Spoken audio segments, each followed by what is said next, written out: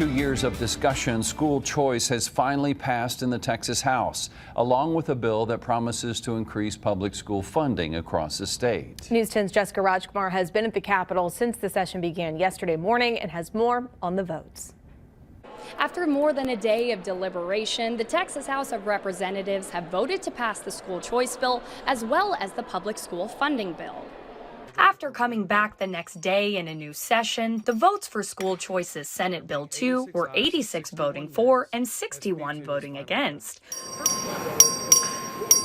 For public school funding's House Bill 2, 142 representatives voted for it to pass, while 5 were against it. SB 2 is finally passed.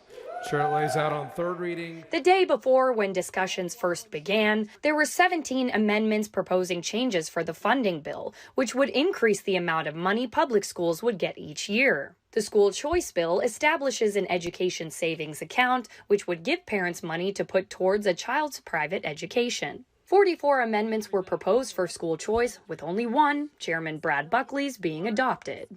This is a universal program, so any Texas student is eligible to apply. Throughout the sessions, Texas House Republicans and Democrats debated if the bill would benefit or harm students across the state. For the opportunity to have access to the best option for their children.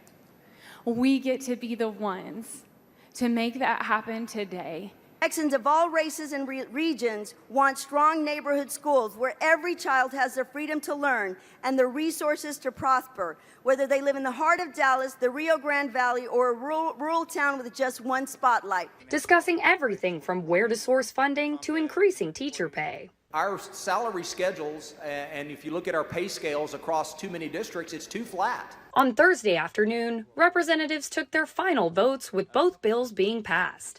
Texas House Representative for District 56, Pat Curry, voted with Buckley to pass the bills and said that the bills together will allow for all students to have the option to choose what is best for them. You know, you should not be defined or confined anyway to the zip code that you were born in or that you live in to go to your school. You're not that way when you go to college. You're not that way when in any other school, but yet you are in public schools.